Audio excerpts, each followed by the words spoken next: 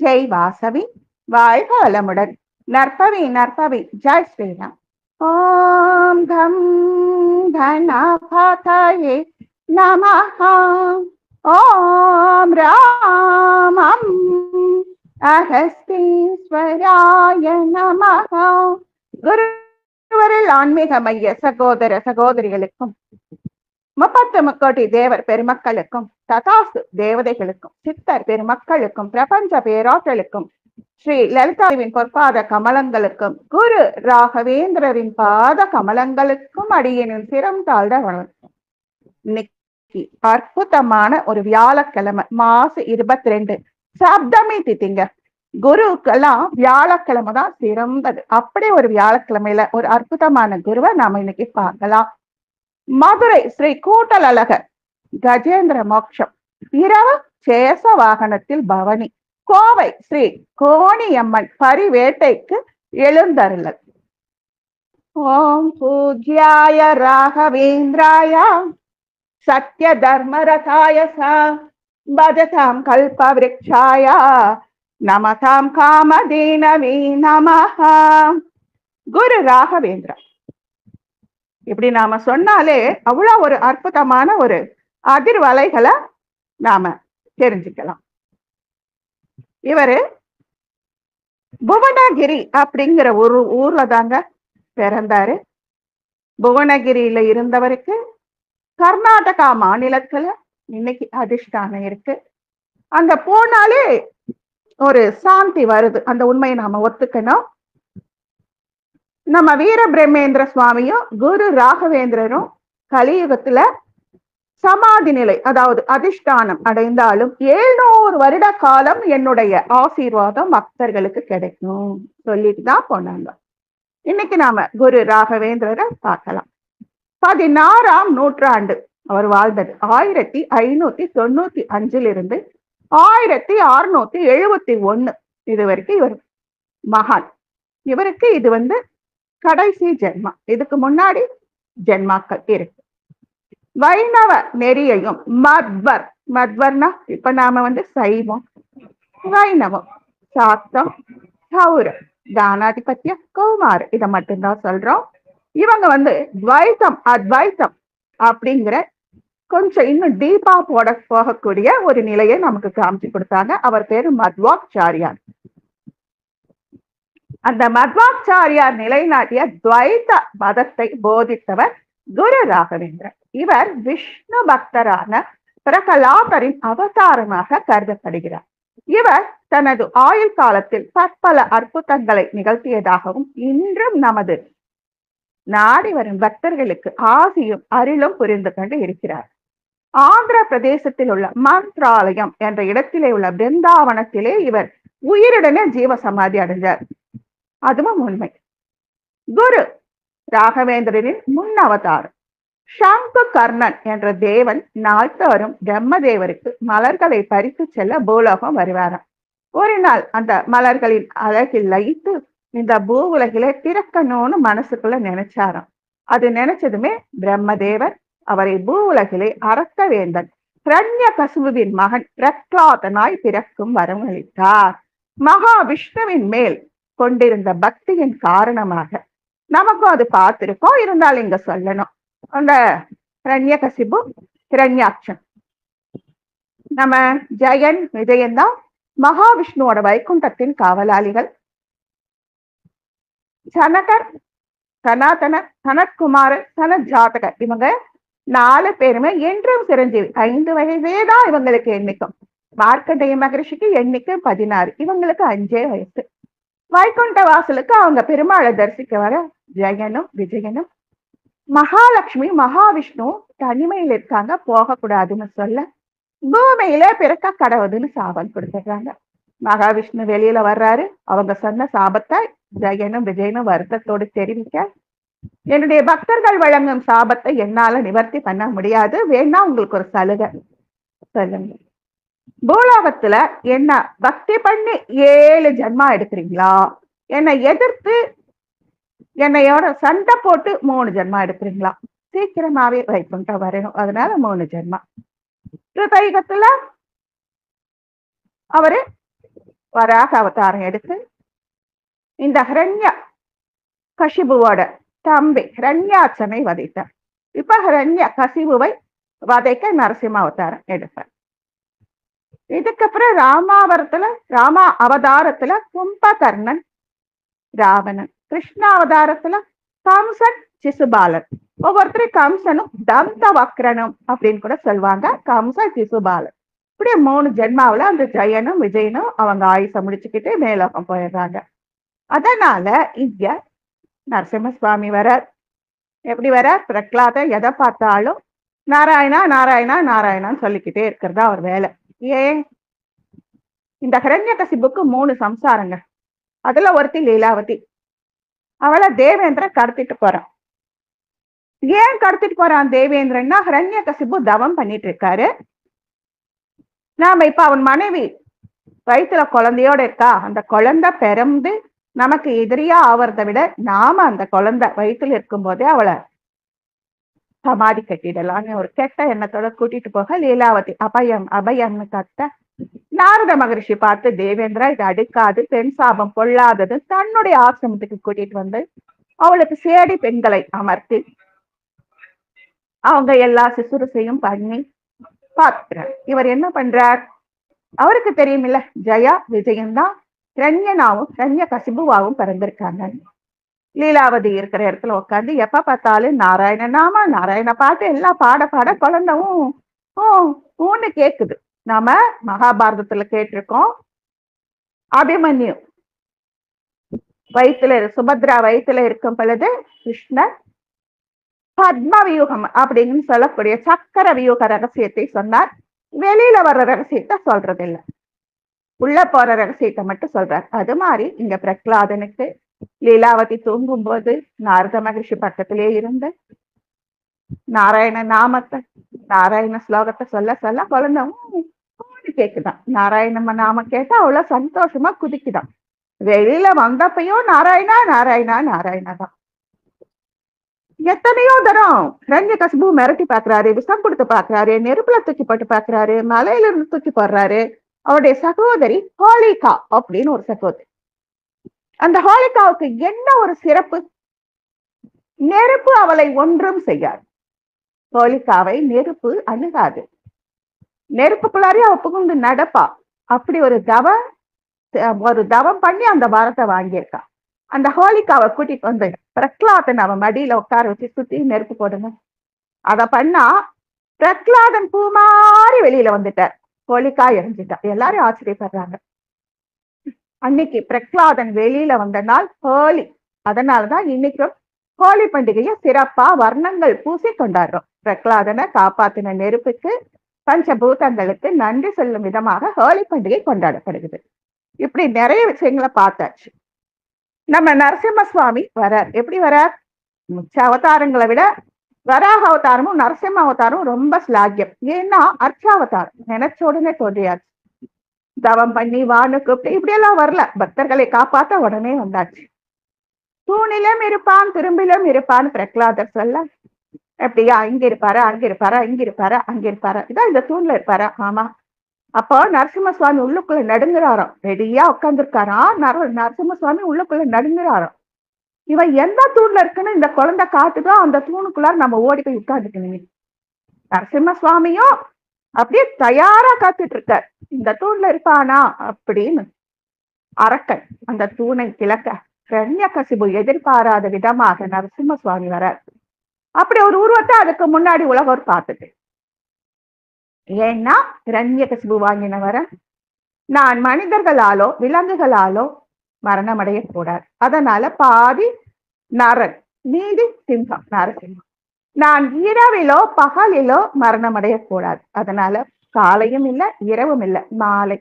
நான் உள்ளேயோ வெளியேயோ மரணம் அடையக்கூடாது. அதனால வீட்டுக்குள்ளேயும் இல்லை அரண்மனைக்கு வெளியில இல்லை வாசப்படி. நான் மானிடர்களோ தேவர்களோ செய்த எந்த அஸ்திரத்தினாலும் மரணம் அடையக்கூடாது.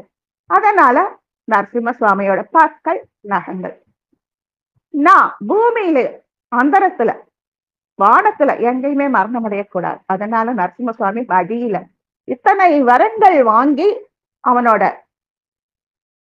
மடியில, நரசிம்ம சுவாமியோட மடியில அவனை கிடத்தி அவனுடைய நெஞ்சை பிளந்து நகங்களால் கிழிக்கிறார். அது ஆயுதம் அல்ல. பற்களால் அவனுடைய நரம்புகளை உருவி எடுக்கிறார். அதுவும் ஆயுதம் அல்ல. அப்படி செஞ்சதுனால என்ன ஆச்சு? நரசிம்ம சுவாமிக்கு மதி கெட்டுடுச்சு. நம்ம சீர்காழியில சட்டைநாதர் இருப்பாரு. அப்புறம் கோனேரி ராஜபுரத்துல சட்டைநாதர் இருப்பார். வராக அவதாரம் எடுத்து பிரஜனை வதம் செய்ததுனால நான் தான் கொண்டேன் ரொம்ப இதா திரிஞ்சிட்டு இருந்தார் பெருமாள். பிடிச்சு நீ அவதாரம் தான் அப்படின்னு வராக சுவாமியோட பற்களையும் நகங்களையும் எடுத்து சிவபெருமான் மாலையா போட்டுக்கிட்டார். அவர் மச்சாவதாரம் எடுத்தாரு பாத்தீங்களா, நான் தான் உலகத்தை காப்பாத்தினேன் மகாவிஷ்ணு துள்ளி குதிச்சிட்டு இருக்கவும் மீனோட வாளையும் துடுப்பையும் கத்தரிப்பு தன்னுடைய ஆபரணமாக்கிட்டார். கூர்மாவதாரத்துல நான் தான் பார்க்கடலை கடைய உடவுனேன் அப்படின்னு சொல்லவும் ஆமை ஓட்டை எடுத்து ஆபரணமாக்கினேன். வராக சுவாமி அவதாரம் எடுக்கும்போது அவருடைய பற்களையும் நகங்களையும் எடுத்துக்கிட்டார். இப்ப நரசிம்ம சுவாமிக்கு என்ன ஆயிடுச்சு? மதி கெட்டு போயிடுச்சு. அரக்க ரத்தம் உள்ள போயிடுச்சு. மலைமலையா ஏறாரு. ஆந்திராவில 7 மலை இத சொல்லுவாங்க. செஞ்சு லட்சுமி அப்படிங்கிற பேர்ல மகாலட்சுமி அங்க வந்து அவரை மலை மேல இருக்கிற கோயிலுக்கு கூட்டிட்டு போய் உட்கார வைக்கிறாங்க. அப்பவும் அவருக்கு தனியில. அப்ப சிவபெருமான் வந்து அவரை தெளிவிச்சு சிங்கத்தின் பற்களையும் நகங்களையும் வாங்கி தன்னுடைய ஆபரணமா போட்டுட்டார். அதுதான் சட்டைநாதர். அந்த நரசிம்ம சுவாமி அந்த குடலை உருவினார் பார்த்தீங்களா, அதே மாதிரி நரசிம்ம சுவாமியின் குடலை உருவி பூநூலாக தரித்தார்.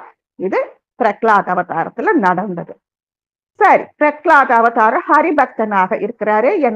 என்ன வர வேணும் நரசிம்ம சுவாமி கேட்கவும், நான் உங்க பாதத்துல சேர்ந்துக்கிறேன்.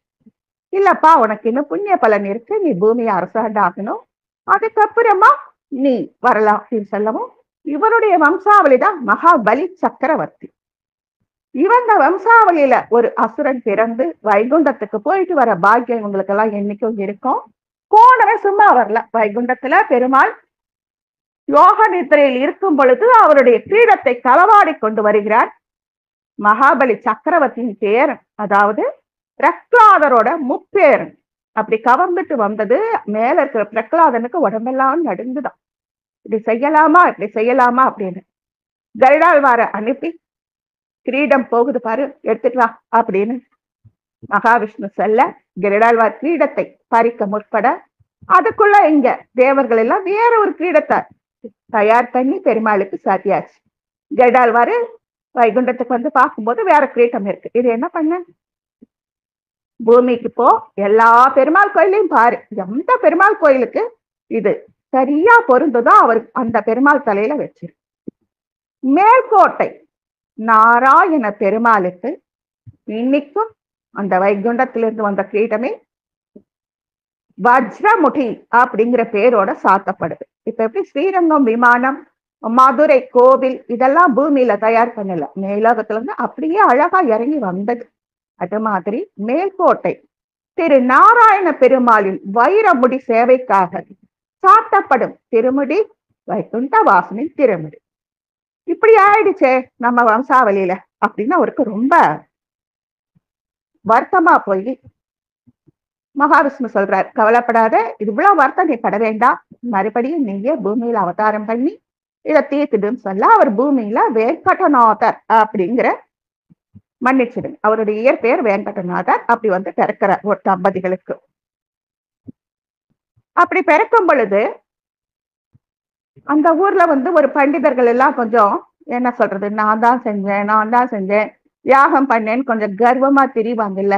நாங்க இன்னைக்கு அன்னதானம் பண்ணோம், நாங்க இன்னைக்கு ஸ்வர்ணதானம் பண்ணோம், நாங்க இன்னைக்கு யாகம் பண்ணோம், நாங்க இன்னைக்கு பிராமணாளுக்கு சாப்பாடு போட்டு துணிமணி எடுத்து கொடுத்தோம், இப்படி கொஞ்சம் அலட்டல் கேஸ் எல்லாம் அந்த ஊர்ல இருக்கும்.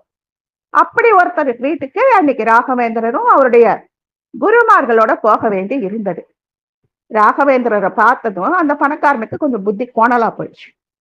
உனக்கு என்ன தெரியும், கூட்டிட்டு வந்திருக்காங்க, ஒரு வேலையும் செய்யாம உனக்கு துணிமணி சாப்பாடு கொடுக்கணுமா, வாப்பா நீ இங்க வா, இந்த சந்தனம் அரைச்சு கொடு எல்லாருக்கும். அவர் சந்தனத்தை அரைக்கும் பொழுது கூட ராகவேந்திரன் அக்னி சூக்தம் அப்படிங்கிற ஸ்தோத்திரத்தை ஜபித்துக் கொண்டே சந்தனம் அரைச்சார். இப்ப நம்ம வீட்டுல வேலை பண்ணும் போது ஒவ்வொரு ஸ்லோகமா சொல்லிக்கிட்டே வேலை பண்றோம்ல, அடுப்படி வேலையாகட்டும், ஒரு பூ கட்டுற வேலையாகட்டும், காய்க்கு நறுக்கிற வேலை, எது செஞ்சாலும் நாம சதா சர்வ காலமும் தெய்வத்தின் நாமாவை சொல்லிக் கொண்டே இருப்பது இவர்களை மாதிரி பெரியவங்க கத்துக் கொடுத்தது. அவரு அக்னி சுத்தம் சொல்லி சந்தனம் அரைத்ததால் அந்த சந்தனத்தை யார் யார் பூசிக்கிட்டாங்களோ அவங்க உடம்பெல்லாம் எரிய ஆரம்பிச்சிருச்சு.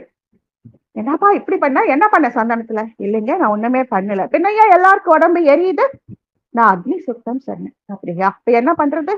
வருட மந்திரத்தை ஜபித்து விருந்துக்கு வந்தவர்களின் எரிச்சலை போக்கினார். அப்புறம்தான் அந்த பணக்காரனுக்கு புத்தி வருது, என்னை மன்னிச்சிடுங்கன்னு சொல்லி கௌரவம் பண்ணி அனுப்புறார். துறவரம் ஏற்கிறார். எப்படி? வெங்கடநாதருக்கு மனைவி, குழந்தை எல்லாமே இருக்கு.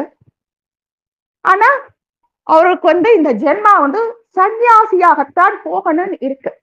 அதனால வீட்டுல மனைவி கிட்ட சொல்லாம அவருடைய குருவான ஸ்ரீ சுதீந்திர தீர்த்தர் கிட்ட இருந்து சேவை பண்ணிக்கிட்டு இருந்தவரு மத்வ மடத்திற்கு பீட்டாதிபதியாக சுதீந்திர தீர்த்தர் அவரை உட்கார வச்சுட்டார். அப்பதான் அவருக்கு புரியுது, நாம சன்னியாசி ஆனாதான் நமக்கு விமுக்தி கிடைக்கும் அப்படின்னு. பகவான் வெங்கடநாதரே சுதீந்திர தீர்த்தருக்கு பின் மடத்தின் பீடாதிபதியாக ஏற்றவர். சுதீந்திரரும் அவர் விருப்பத்தை வெங்கடநாதரிடம் சொல்ல வெங்கடநாதர் அவர் மனைவியையும் மகனையும் காப்பாற்ற வேண்டி இருந்ததால் அவரால் அந்த பொறுப்பை ஏத்துக்க முடியல. குரு கிட்ட இப்படி ஒரு விருப்பம் சொல்லிட்டீங்களேன்னு யோசிச்சுட்டு பேசாம குளத்துல இறங்கிடலான்னு குளத்துல இறங்க பெற. அப்ப கலைவாணி வந்து, நில்லு ராகவேந்திரா, நீ என்ன யாருன்னு நினைச்ச? ஒரு ஜென்மத்துல நீ வியாச ராய தீர்த்தர், இன்னொரு ஜென்மத்துல வேதத்தை அளித்த வியாசர், அதுக்கு முன்னாடி ஜென்மாவில நீதான்ப்பா பிரகலாதர். நீ உன்னுடைய வம்சாவளி பேரும் செஞ்ச தவற திருத்திக்க பூமிக்கு மறுபடியும் வந்திருக்க. இப்ப தற்கொலை பண்ணிக்கிட்டா அது மகா பாபம் ஆயிடும் அப்படின்னு சொல்ல சரின்னு சொல்லி அதுக்கப்புறம் 1621 வருஷம் பால்குண மாசம் அப்படின்னா பங்குனி சுக்லபக்ஷ திதியை அன்று துறவரம் ஏற்று ஸ்ரீ சுதீந்திர மடத்தின் பீடாதிபதியாக ஸ்ரீ ராகவேந்திர தீர்த்தர் பொறுப்பேற்றார். இங்க மனைவியும் இத கேட்டுட்டு குழந்தைய பக்கத்து வீட்டுல விட்டுட்டு தண்ணியில விழுந்துடுறாங்க. புருஷன் தாங்கிட்ட சொல்லாம கொள்ளாம இப்படி சன்னியாசம் ஏத்துக்கிட்டாரு அப்படின்ட்டு. தண்ணீரை விழுந்தாலும் அந்த ஆன்மாவுக்கு நற்கதி கிடைக்கல, அல்பாயுசுல போனதுனால. அதனால ராகவேந்திரரை தேடி வராங்க. ஆனா மடத்துக்குள்ள நுழைய முடியல. ராகவேந்திரர் இருக்கிற இடத்துல இருந்து மந்திரங்களை ஜெபித்து மந்திர தீர்த்தங்களை தெளித்து அந்த மனைவியை சுமங்கலியாக அனுப்பி வைக்கிறார். அந்த நாள சுமங்கலி பூஜையை எல்லாரும் கொண்டாடுறாங்க. இவர் மேல பொறாமப்பட்டவங்க, இவன் பொண்டாட்டிக்கு மட்டும் இவன் இப்படி சலுகை கொடுப்பானா, மத்தவங்க யாரோ தற்கொலை பண்ணிக்கிட்டா நேரா சொர்க்கம் போக முடியுமா அப்படின்னு கிண்டல் அடிக்க இவர் சொல்றாரு, என் மனைவியும் நானும் 7 ஜென்மங்கள் கணவன் மனைவியாக வாழ்ந்தவர்கள். இந்த ஜென்மத்துல நான் இப்படி சன்னியாசியாகவும் அவள் சுமங்கலியாகவும் இறைநிலை அடைய வேண்டும் என்பது இறை விருப்பம் அப்படின்னு சொல்ல எல்லாரும் அமைதியாயிடுறாங்க. ரொம்ப அதிசயங்களை இவர் பண்ணிட்டு இருக்காரு.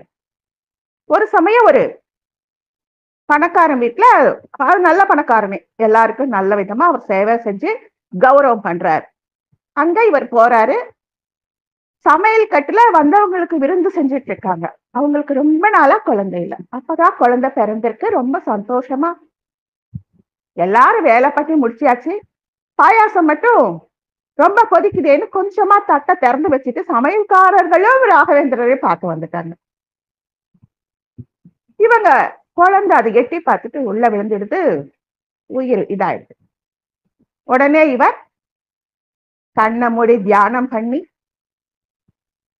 அந்த பணக்காரனையும் அவர் மனைவியும் கூப்பிட்டு மஞ்சள் நிற மந்திர அச்சதையை அவர்கள் கையிலே கொடுத்து அப்படியே கையை மூடி வச்சுக்கோன்னு சொல்லிட்டு ஒரு ஆளை விட்டு அந்த குழந்தையை கொண்டு வர சொல்ல, இவங்களை விருந்துக்கு கூப்பிட்ட அந்த பத்தினியும் புருஷனும் அழ ஆரம்பிக்க, அழாதீங்க, இந்த குழந்தைக்கு இன்னும் ஆயுள் இருக்கு அப்படின்னு சொல்லி அதை மந்திர நீர் தெளித்து தர்பையால் 3 முறை தடவி மஞ்சள் நிற மந்திர அச்சதையை அந்த குழந்தைக்கு தெளிக்க அந்த குழந்தை எந்திரிச்சு வந்துருச்சு.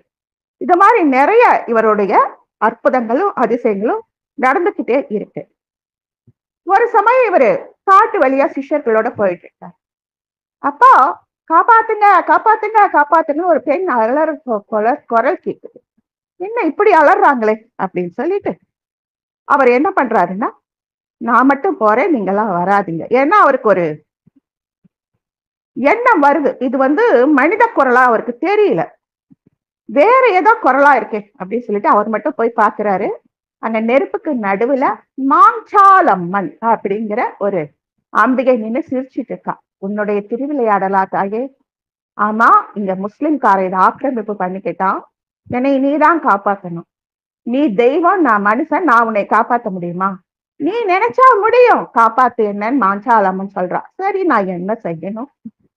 இந்த வனத்தை அவன் பிடியிலிருந்து விடுவிச்சு எனக்கு இங்க கோயில் கட்டு, எல்லாருக்கும் நானு நல்லறிவு புரியுறேன் அப்படின்னு சொல்ல, சரி அப்படின்னு சொல்லிட்டு இவங்க மறுபடியும் பயணத்தை தொடங்குறாங்க. அப்படி பயணத்தை தொடங்கும் பொழுது ஒரு ஆடு மேய்க்கிறவனை பாக்குறாங்க. அந்த அந்த ஆடு மேய்க்கிறவனோட தாய் மாமன் அந்த சின்ன பையனோட சொத்தை எல்லாம் சுருட்டிக்கிட்டு படிப்பறிவு கொடுக்காம ஆடு மேய்க்க வச்சிடறாரு. இப்படி ஆடு மேய்க்க வச்சுட்டாங்க, நான் அழுதுகிட்டு நிக்கிறேன், நல்ல வாலிப வயசு, அழுதுகிட்டு நிக்கிறேன். இவர் போறாரு. இவர் போய் அந்த பையனை பார்த்து ஏன்பா அலறேன்னு கேட்க, இந்த மாதிரி எங்க மாமா என்னை ஏமாத்திட்டாரு அப்படின்னு சொல்ல, ஏன்பா உனக்கு படிக்க வராதா, நீ ஏன் ஏமாந்த அப்படின்னு சொல்ல, இல்ல எனக்கு படிக்க வராது அப்படின்னு சொல்ல, இங்க வா அப்படின்னு சொல்லி கண்ணை மூடி ஜெபித்து அவனுக்கு மந்திர அச்சதையை அவன் உச்சியிலே வைக்க அந்த பையன் பேச ஆரம்பிச்சிடறான், அதாவது படிக்க ஆரம்பிச்சிடறான், மந்திர ஸ்லோகங்களை சொல்ல ஆரம்பிச்சிடுறார். அதுக்கப்புறமா ராகவேந்திரர் பயணத்தை தொடர அந்த முஸ்லிம் மன்னன் அங்க அவனுக்கு படிக்க தெரியாது அப்படின்னு நினைச்சு அவன்கிட்ட போய் இந்த ஓலைய படி அப்படின்னு சொல்ல, அவன் திருன்னு கொஞ்ச நேரம் முழிக்கிறான். அவனுக்கு ராகவேந்திரர் அருள் இருக்கிறத அந்த பையன் அறியல. அவர் ஸ்லோகம் சொல்லி கொடுத்தாரு இல்லையா, அதனால அந்த பையனுக்கு நல்ல அறிவு உண்டாயிடுச்சு. அந்த அறிவால அந்த ஓலைச்சுவடியை வாங்கினவர் ஒரு நிமிஷம் ராகவேந்திரர் நினைச்சு, அவருக்கு ராகவேந்திரரோட பேர் கூட அவருக்கு தெரியல, அந்த ராகவேந்திரர் மனசுல நினைச்சு ஓம் ரிஷி ரிஷி ரிஷின்னு சொல்ல அவனுக்கு அந்த ஓலைச்சுவடியில் இருக்கிற எழுத்தெல்லாம் அருமையா தெரியும். ஒரே நிமிஷம். அந்த ஓலைச்சுவடியில இருந்து இருக்கிற எழுத்தை எல்லாம் படிக்கிறான். படிச்சுட்டு முஸ்லிம் மன்னனுக்கு சொல்ல, அந்த முஸ்லிம் மன்னன் ஏன்டா படிக்க தெரியாதுன்னு சொன்னா இப்ப எப்படி நான் படிக்கிறேன் அப்படின்னு சொல்ல, இல்ல இது என்னோட வேலை இல்லைங்க, என்னை தப்பா நினைக்காதீங்க. குரு ஒருத்தர் போனார் இந்த பக்கமா, காவி வேட்டி கட்டி ஜபமாலையெல்லாம் போட்டுக்கிட்டு நல்லா பெரிய நாமம் வச்சுக்கிட்டு அற்புதமா வந்தாருங்க, அவரால் தாங்க இது ஆச்சு அப்படின்னு அந்த பையன் சொல்ல, யாருன்னு விசாரிச்சுக்கிட்டே முஸ்லிம் மன்னன் போக இந்த மாதிரி ராகவேந்திரர் அப்படின்னு அவங்களுக்கு தெரியுது. அப்படியா, இப்படி எல்லாம் கூட இந்த இந்து சாமியார்கள் ஏமாத்த ஆரம்பிச்சுட்டாங்களா, இவங்களெல்லாம் சும்மா விடக்கூடாது அப்படின்னு சொல்லிட்டு அந்த ராகவேந்திரரை நான் சோதிக்கணும், அவனுடைய திமிர பாருங்களேன், அந்த ராகவேந்திரரை நான் சோதிக்கணும் அப்படின்னு சொல்லிட்டு அவரை அரசவைக்கு இந்த முஸ்லிம் மன்னன் கூப்பிட ராகவேந்திரரும் வரார். வந்தா வாங்க வாங்க வாங்க வாங்கன்னு பன்னீரும் பூவும் எல்லாம் போட்டு நல்லா ஆசீர்வாதம் பண்ணிட்டு எல்லா ஆசீர்வாதமும் முடிச்சதுக்கு அப்புறம் இந்த பிரசாதத்தை நீங்க ஸ்வீகரிக்கணும், ஒரு பெரிய தாம்பாளத்துல மூடி அப்படியே துணியால மூடி தட்டை கொண்டு வர பிரசாதத்தை அவர் தன் திருக்கரத்தால் எடுக்க அதுல மாமிச துண்டுகள் தான் இருக்குது. இப்ப இதை ஸ்வீகாரம் பண்ணுவீங்கல்ல, உங்களுக்கு தான் எல்லாம் ஒன்னாச்சு, பூமியில இருக்கிற அத்தனை வஸ்துக்களும் உங்களுக்கு ஒண்ணுதானே, இதை ஸ்வீகரிங்க. சரி ஸ்வீகரிக்கிறேன் அப்படின்னு சொல்லிட்டு கையில இருந்த மந்திர ஜலத்தால் அதை தெளித்து மஞ்சள் அச்சதையை தூவி அதே துணியால மூடி அந்த முஸ்லிம் மன்னன் கையில கொடுக்க சொல்லி தன்னுடைய சிஷ்ய கோட்டி கிட்ட சொல்ல, அவரும் கொடுக்க, என்ன என்னை சாப்பிட சொல்றியா அப்படின்னு அலட்சியமாக அவன் திறக்க உள்ள இருந்த அத்தனை மாமிச துண்டுகளும் மலர் வீசும் மலர் கொத்துகளாக இருந்ததாம். அவ பிரமிச்சு போய் இப்படி கூட நடக்குமா, ஆமா இருக்கு அப்படின்னு சொல்லவா, சரி இப்படி மறுபடியும் இன்னும் கொஞ்சம் அவரை சோதிச்சு சோதிச்சு பாக்குறார். சோதிச்சு பார்க்கும் பொழுது எல்லா சோதனையிலும் நம்ம ராகவேந்திரர் ஜெயிக்கிறார். ஜெயிச்சதுனால எனக்கு ஏதாவது நான் பரிசு தர விரும்புறேன், என்ன வேணும்? அவருக்கு அப்படி சட்டு ஞாபகம் வரும், நம்ம மாஞ்சாலம்மன் கேட்டாங்கல்ல, முஸ்லிம் மன்னனின் பிடியில இந்த வனம் சிக்கிட்டு இருக்கு, எனக்கு இந்த வனத்துக்கு கோயில் கட்டுன்னு சொன்னார்ல, அதை சொல்லி அந்த வனம் வேணும், அதுல கோயில் கட்டணும். அதே மாதிரி முஸ்லிம் மன்னன் அந்த கோவிலை கட்டி அங்க அந்த மாஞ்சாலம்மனுக்கு இன்னைக்கும் கோயில் இருக்குதுங்க. நாம ராகவேந்திரரை பார்க்க போனா ராகவேந்திரரோட சமாதியும் அவருடைய அதிஷ்டானமும் அவருடைய குருவோட அதிஷ்டானமும் பக்கம் பக்கமாகவே 2 கருவறைகளில் இருக்கிறது. அதுக்கு பக்கத்திலேயே மாஞ்சாலம்மனுக்குன்னு ஒரு தனி சன்னதி இருக்குது. முதல்ல அவரை பார்க்கறதுக்கு முன்னாடி மாஞ்சாலம்மனை தரிசனம் பண்ணி அனுமதி வாங்கிக்கிட்டு தான் நாம ராகவேந்திரரோட சமாதியை பார்க்க போகணும். அவருடைய நேரடியான குரு சமாதி அதிஷ்டானமும் இவருக்கும் பக்கம் பக்கமா இருக்கு. பார்க்க பார்க்க அப்படியே துளசி பிருந்தாவனம் அற்புதமா உடம்பு சிலிர்க்குது. நம்மால அந்த அதிஷ்டானம் இப்படித்தான் இருக்குன்னு கற்பனை பண்ண முடியல. ஒரு உயரமான அலங்கரிக்கப்பட்ட வெள்ளியால கவச்சம் போடப்பட்ட முகங்கள் பொருத்திய மலர் மாலைகளால் அலங்கரிக்கப்பட்ட ஒரு சமாதி, ஒரு அதிஷ்டானம் பார்க்கிறோம். இவங்க குருமார்கள் 9 குருமார்களுக்கும் நவ பிருந்தாவனம் அப்படின்னு இவரோட பிருந்தாவனத்தையும் சேர்த்து அங்க கொஞ்சம் தூரம் போகணும், ஆத்துல படகுல போகணும். நாம பரிசல் கூட கிடைக்குது, நாம பரிசல்ல போகணும். அப்படி பரிசல்ல நாம போய் அந்த நவ பிருந்தாவனத்துல இவருடைய 9 குருமார்களின் நவ பிருந்தாவனத்தையும் சேவிச்சுட்டு வரணும். இவருடைய சிஷ்ய கோட்டிகள்ல ஒருத்தர் ரொம்ப இவருக்கு பணிவிடை செய்யறதுல ரொம்ப லாக்கியமானவர். அவர் இவருக்காக எல்லாரும் போய் ஒவ்வொருத்தரும் பிச்சை எடுப்பாங்கல்ல, அப்படி அந்த அப்பண்ணா அப்படிங்கிற சிஷ்யர் போய் பிச்சை எடுத்த இடம் பிச்சாலயா அப்படிங்கிற ஒரு இடத்துல இருக்கு. அதுக்கு மேல நாம கொஞ்சம் மலை மேல ஏறணுங்க. ஏன்னா ஹனுமன் சுவாமி தபக்கோலத்துல ஒரு யந்திரத்துல உட்கார்ந்துட்டு இருக்கிறத பார்க்கலாம். அதுக்கு மேல பிச்சாலயாவுல பிச்சாலை எடுத்த இடம் பார்க்கலாம். அதுக்கு மேல ஹனுமந்த சுவாமிக்கு பெரிய சிலை வச்சிருக்காங்க, அதை பார்க்கலாம். அந்த பிச்சை எடுத்த அப்பண்ணா வீடு பார்க்கலாம். அங்கேயும் இவங்களோட சிலை போட்டோ எல்லாம் வச்சு கும்பிடுறாங்க. அதுக்கு மேல கொஞ்சம் போனோம்னா நவசக்தின்னு நம்ம சொல்லக்கூடிய அஷ்டசித்தி மாதர்கள், ஒரு கிணறு, ராகவேந்தர் உபயோகம் பண்ணின சில வஸ்துக்கள் எல்லாமே நாம பார்க்கலாம். அங்க நாங்க போகும் பொழுது ராகவேந்திர கஷேத்திரத்துக்கு போகும்பொழுது ஹம்பி போனோம். ஹம்பியில விருப்பாட்சர் கோயிலும் பார்த்தோம். அந்த விருப்பாட்சர் கோவில்ல என்ன விசேஷம்னா, அந்த கோபுரத்தின் நிழல், இப்ப நம்ம தஞ்சை பெரிய கோவில் நிழல் கீழே விழாது. அந்த கோபுரத்தின் நிழல் கோயிலுக்கு உள்ளார கொஞ்சம் தூரம் போனா ஒரு சின்ன திண்ணை மாதிரி 2 இருக்கு. ஒரு திண்ணையில தலை கீழாக செவுத்துல தெரியுதுங்க. அதை நாங்க பார்த்து ஆச்சரியப்பட்டோம். அப்ப எங்களுக்கு யாரும் சொல்லல, நாங்க போயிட்டு கூட 2-3 வருஷம் ஆயிடுச்சு. அதுக்கப்புறம் எப்படி இந்த நிழல் தலை கீழா விழுதுன்னு நான் நேற்று வரைக்கும் யோசிச்சுட்டே இருந்தேன். இன்னைக்குதான் எனக்கு அதுக்கான விடை கிடைச்சது. அந்த போட்டோவை அம்மாவுக்கு அனுப்பியிருக்கேன். அந்த நிழல் எதனால விழுகுதுன்னா, கோபுரத்துக்கு பக்கத்துல கோபுரத்தோட வலது பக்கமா ஒரு பிலம் இருக்கு, ஒரு சதுர திறப்பு. அந்த திறப்பு வழியாக இந்த கோபுரத்தின் நிழல் உள்ள வருது.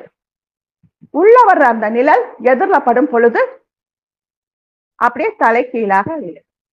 மத்தியானம் 2 மணிலிருந்து 6 மணி வரைக்கும் தெளிவா விழுது. காலையில நாங்க போகும்போது கொஞ்சம் அதிகாலையில போனா கொஞ்சம் நிழலாதான் தெரியுது. சாயங்காலம் ஆனா அந்த 6 மணிக்கு முடிவடையும் பொழுது அந்த நிழலானது தங்கம் மாதிரி தகதகான்னு ஜொலிக்குது. அப்படி ஒரு விசேஷம் அந்த விருப்பாட்சா குகையில இருக்கு, விருப்பாட்சரோட கோயில்ல இருக்கு. இரட்டை நம்பி இருக்கு. நிறைய விசேஷங்கள் நடக்கக்கூடிய அற்புதமான ஹம்பியில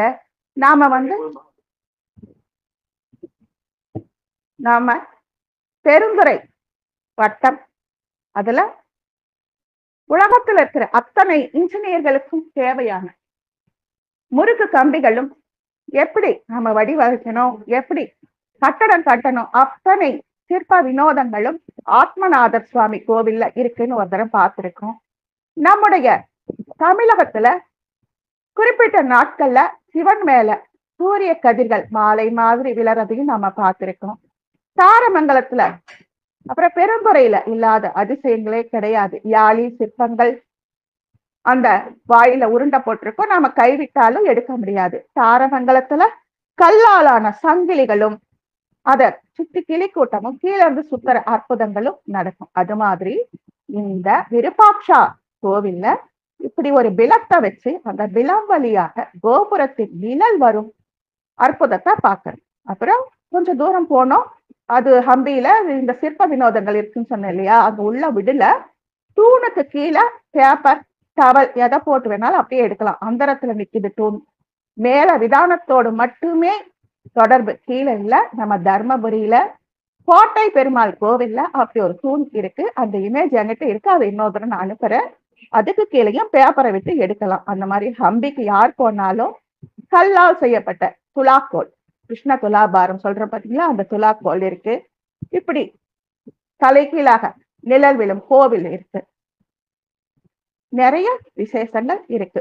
பெரிய நரசிம்ம சுவாமி இருக்கிறாரு, பெரிய சிவலிங்கங்கள் இருக்கு. ஹம்பிக்கு போனா நிறைய விசேஷங்களையும் பார்க்கலாம், ராகவேந்திரரையும் தரிசிக்கலாம். ராகவேந்திரருக்கு தினமும் ஒரு சிற்ப ரதம், அதாவது மரத்தால் செய்யப்பட்ட ஒரு ரதம், ஒரு வெள்ளி ரதம், ஒரு தங்க ரதம், 3க்கும் தினமும் சாயங்காலம் விசேஷமா மேலக்காலத்தோட அவரை உட்கார வச்சு பஜன் பாடிக்கிட்டு வராங்க.